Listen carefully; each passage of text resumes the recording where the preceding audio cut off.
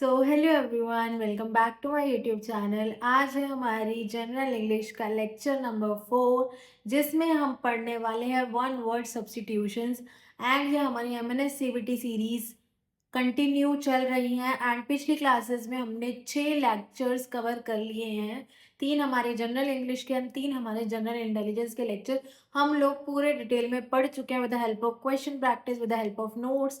सब कुछ मेरे टेलीग्राम चैनल पे अवेलेबल है। 20 मोस्ट इंपॉर्टेंट क्वेश्चंस में हर लेक्चर के बाद आप लोगों को भेज भेज रही हूँ। जिसने भी अभी तक मेरा टेलीग्राम ज्वाइन नहीं किया, फटाफट जाके कर लो, क्योंकि अब शॉर्ट लिस्टिंग में बहुत कम टाइम बचा हुआ है। हमें जल्दी से जल्दी अपना सिलेबस कंप्लीट करके बहुत सारी रिवीजन क्लासेस करनी है, बहुत सारे क्वेश्चन प्रैक्टिस करनी है।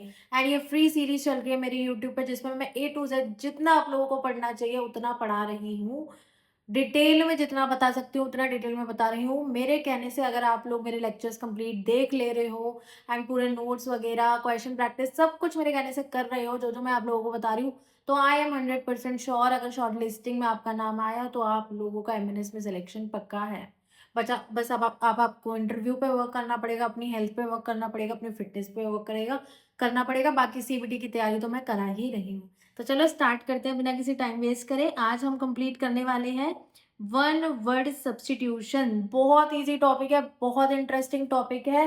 एंड जितना बताऊंगी उतना ही पढ़ना है, उससे ज़्यादा एक्स्ट्रा कहीं देखने की ज़रूरत नहीं है। ठीक है, सबसे पहले जिस चीज़ को हम कवर करेंगे, हाँ, मैंने आप लोगों को अभी बता दिया कि हम लोग अपना डे 1, डे 2 एंड डे 3 बहुत अच्छी तरह कंप्लीट कर चुके हैं। जनरल इंग्लिश का और जनरल इंटेलिजेंस के हमने 6 टॉपिक टोटल हमारे सीबीटी के खत्म कर दिए हैं। आज है हमारा डे नंबर 4, जिसमें हम इंग्लिश में वन वर्ड सब्स्टिट्यूशन पढ़ेंगे एंड जनरल इंटेलिजेंस में defence updates and military exercises पढ़ेंगे, जो कि मेरी नेक्स्ट लेक्चर आने वाला है। अभी थोड़ी देर में मैं उसको भी अपलोड कर दूंगी। तो चलो अभी अभी के टॉपिक को खत्म करते हैं अच्छी तरह। सबसे पहले मेरा आप लोगों से एक क्वेश्चन है, what do you understand by the term one word substitution. अब आप लोग बोलोगे यार दीदी, अगर हमें पता ही होता तो हम आपसे पढ़ने थोड़ी ना आते। तो मैंने कहा बिल्कुल ठीक है, चलो मैं ही बताती हूँ वन वर्ड सब्स्टिट्यूशन क्या होता है। वन वर्ड सब्स्टिट्यूशन का मतलब है कि मैं तुम्हें एक एग्जाम्पल के थ्रू समझाती हूँ। जैसे मैंने बोला, अ person who cannot not here, तुमने कहा person who cannot not here, उसको तो हम एक वर्ड में, अगर मैं तुमसे पूछूं तुम इसको क्या एक्सप्रेस करोगे, तो आप बोलोगे अ person who cannot not here को तो हम डेफ बोलेंगे। तो मैंने कहा बिल्कुल ठीक है। जब मैंने पूरे सेंटेंस को, ये था मेरे पास, ये वाला था मेरे पास पूरा sentence, a person who cannot not here, ये था मेरे पास पूरा सेंटेंस। ग्रुप ऑफ वर्ड्स के थ्रू मैंने एक पूरी लाइन तुम लोगों को दी थी। इसका तुमने मुझे एक आंसर में जवाब दिया, एक वर्ड में जवाब दिया, इसी को कहते हैं वन वर्ड सब्स्टिट्यूशन। जब तुमने पूरे सेंटेंस को सिर्फ एक वर्ड से रिप्लेस कर दिया ना, उसी को कहते हैं वन वर्ड सब्स्टिट्यूशन। सब्स्टिट्यूशन का मीनिंग ही क्या होता है, जब हमारी क्लास टीचर एब्सेंट होती थी, उनके बदले कोई और टीचर आके हमारी क्लास अटेंड करती थी, हमें पढ़ाती थी, हमारी क्लास को संभालती थी, तो उसे सब्स्टिट्यूशन ही तो कहते थे। उनकी जगह किसी और को आ जाना, इस पूरे सेंटेंस की जगह एक सिंगल वर्ड को आ जाना, उसी को बोलते हैं one word substitution. And there are infinite one word substitutions in our whole world. कितने सारे वर्ड्स हैं कि हम लोग याद ही नहीं कर सकते, बट मैं तुम्हें टॉप 100 ऐसे वर्ड्स बताऊंगी जो कि तुम्हें याद करना जरूरी है। तुम सिर्फ इन टॉप 100 वर्ड्स को याद कर लो, इनके आसपास ही तुम्हारा सीबीटी में तुम्हें क्वेश्चन देखने को मिलेगा। आई एम 100% श्योर, क्योंकि इसके अलावा क्वेश्चन ना तो पहले पूछे गए हैं ना ही पूछे जाएंगे। और रही इसके अलावा जितने वन वर्ड सब्स्टिट्यूशन है वो मैं तुम्हें अपने टेलीग्राम पे शेयर कर दूंगी, तो उन्हें भी अच्छी तरह याद कर लेना। ठीक है, इसके अलावा तुम्हें कुछ करने की जरूरत नहीं है। तो चलो, बहुत ईजी टॉपिक है, एकदम इंटरेस्ट लेके पढ़ते हैं।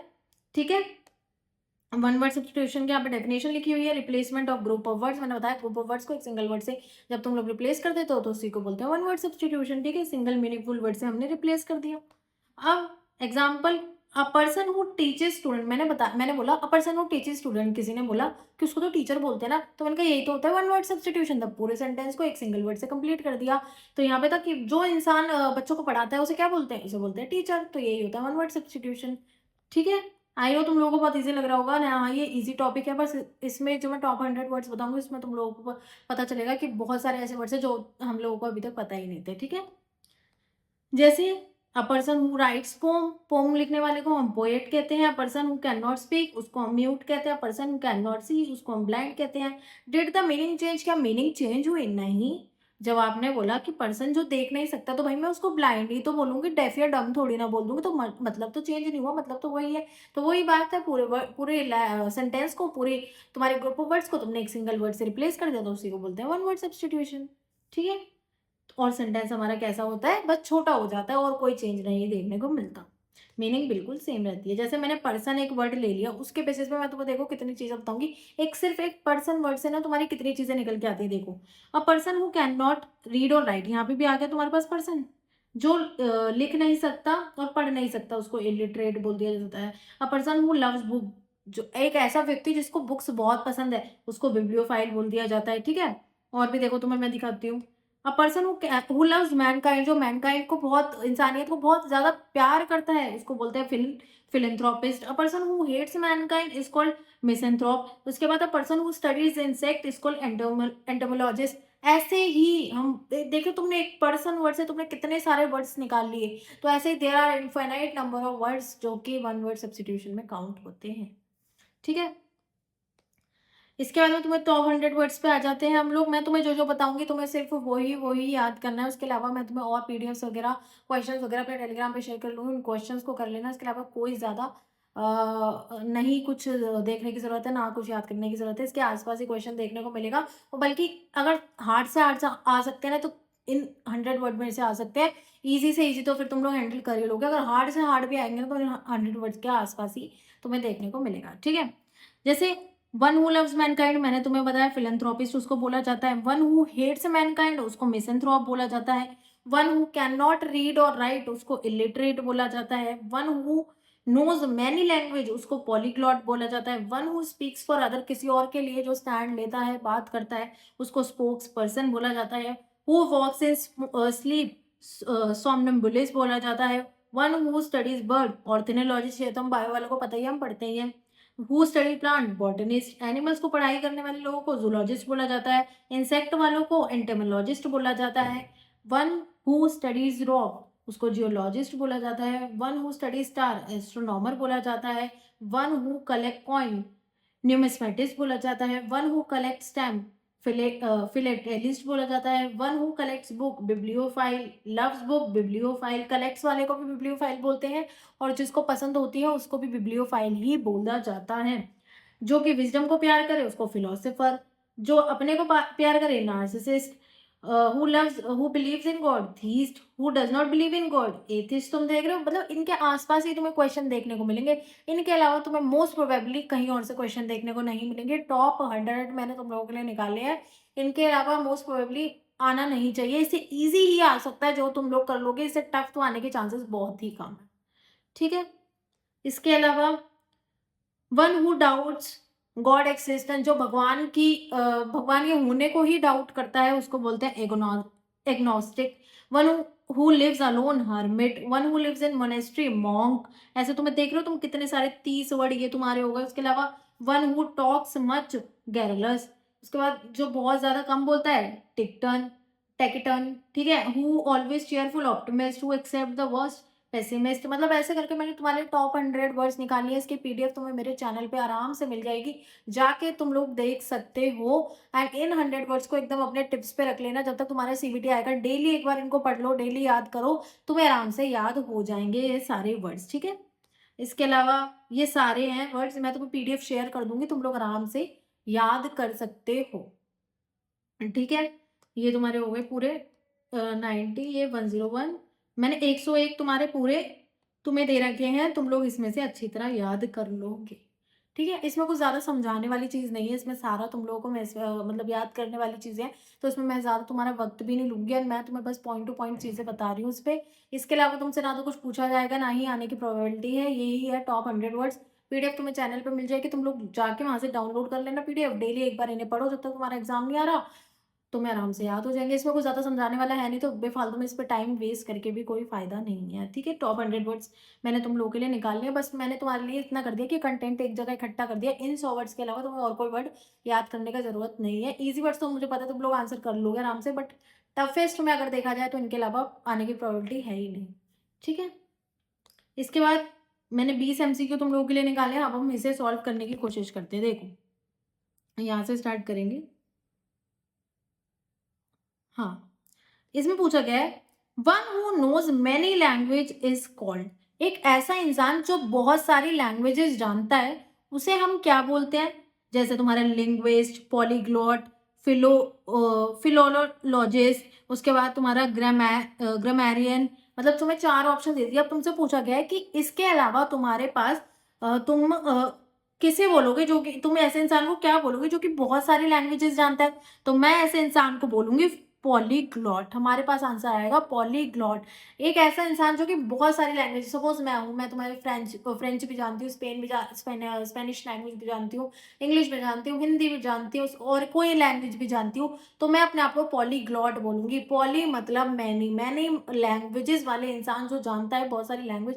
मैनी लैंग्वेज से तुम्हारा आंसर आ जाता है पॉलीग्लॉट। इसके बाद सेकंड तुम्हारे पास ऑप्शन है person who collects coin is called, ऐसा पर्सन जो कि सिक्के इकट्ठे करता है। सिक्के इकट्ठे करने वाले इंसान को तुम लोग क्या बोलोगे?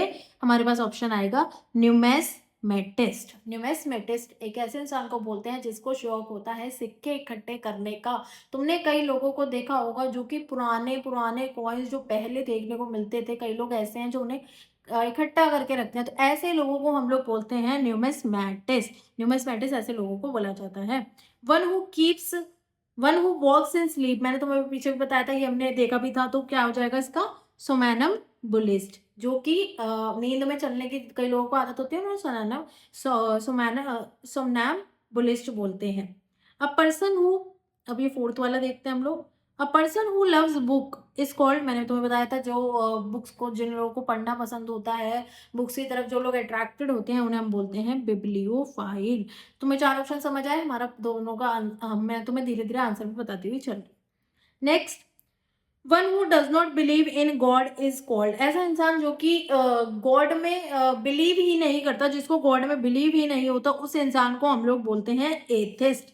ठीक है, अगर यहाँ पे पूछा जाता अगर कि ऐसा इंसान बताओ, इसका तो आंसर तुम्हारे पास एथिस्ट आ गया। अगर इस बार पूछा जाता ऐसा इंसान बताओ जो कि गॉड में बिलीव करता है, तो तुम उसको बोलते थीस्ट।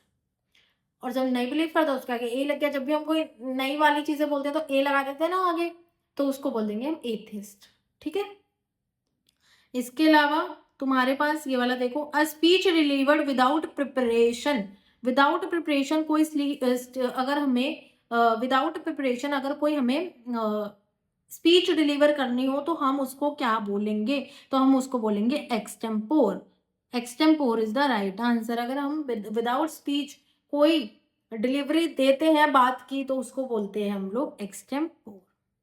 ठीक है, इसके अलावा अच्छा सिक्स वाला रह गया था ना, मैं वही सोच रही थी। सिक्स वाला question, one who cannot not be defeated is called, ऐसा इंसान जिसको हम हरा नहीं सकते, ऐसे इंसान को बोला जाता है इनविंसिबल। ऐसा इंसान जिसको हम हरा नहीं सकते उसको हम बोलते हैं इनविंसिबल। इसके बाद एक आ जाता है एक, a life history written by oneself is called autobiography. ऐसी चीज जो कि मैं अपनी हिस्ट्री अपने आप ही लिख रही हूँ, अपनी बुक अपने आप ही लिख रही हूँ, तो उसको बोला जाता है ऑटोबायोग्राफी। ठीक है, अ पर्सन हु, नाइन्थ वाला देखते हैं, person who studies bird is called, bird के लिए मैंने बताया था एंटर वो ऑर्थेनोलॉजिस्ट आ जाता है। जो इंसान जो बर्ड्स की स्टडी करता है उसको हम बोलते हैं ऑर्थेनोलॉजिस्ट। One who talks too much, ऐसा इंसान जो बहुत ज्यादा बोलता है, बहुत ज्यादा बातें करता है, तो उसको हम बोलेंगे गैरुलस। गैरुलस ऐसा इंसान जो बहुत सारी बातें करता है उसको हम बोलेंगे गैरुलस।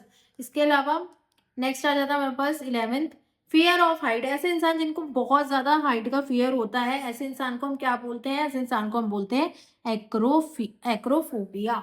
ऐसे इंसान जिनको कई लोग होते हैं ना, जैसे ऊंचाई से बोलते हैं भाई मैं ऊंचाई पे नहीं जाऊंगा, मुझे ऊंचाई से बहुत डर लगता है, तो ऐसे इंसान जिनको ऊंचाई से डर लगता है उनको हम बोलते हैं एक्रोफोबिया।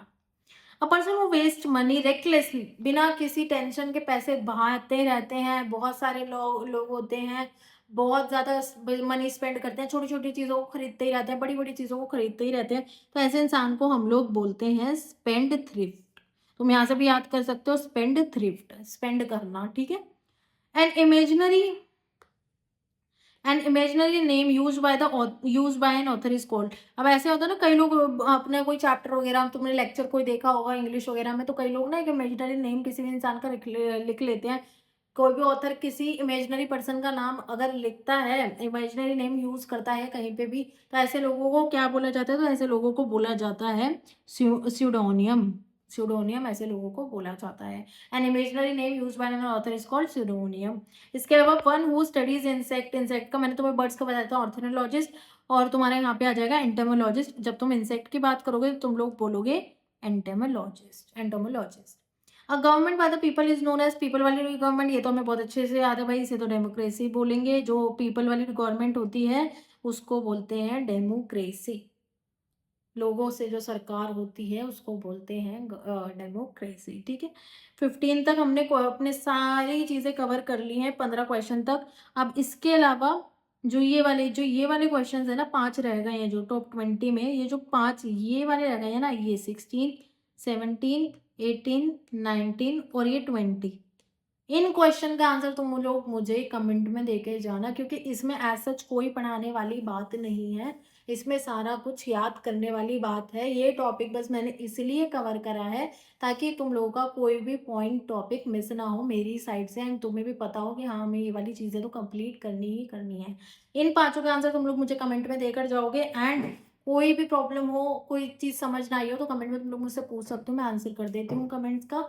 एंड इस वाली जो टॉपिक है तुम्हारा ये वन वर्ड सब्स्टिट्यूशन, इसमें तुम्हें इतना ही पढ़ना है। जो टॉप 100 वर्ड्स मैंने तुम्हें बताए हैं बस वो याद कर लेना। इसके अलावा टॉप 20 क्वेश्चंस मैंने जो इधर समझाए हैं एक बार उन्हें रिवाइज कर लेना, और बाकी मैं तुम्हें पीडीएफ भी शेयर कर दूंगी और क्वेश्चंस के अपने टेलीग्राम चैनल पे। इसमें सिर्फ याद करने वाला होता है, इसमें ऐसा कुछ समझने वाला टॉपिक नहीं है। तो ये था हमारा पूरा लेक्चर। तुम्हें कोई भी कंफ्यूजन हो तो तुम लोग मुझसे कमेंट सेक्शन में पूछ सकते हो। तुम्हें ये लेक्चर कैसा लगा ज़रूर मुझे जल्दी से बताना है। इसके बाद तुम्हारे जनरल इंटेलिजेंस का भी लेक्चर आने वाला है, तो उसके लिए भी खुद को प्रिपेयर कर लेना। बाय।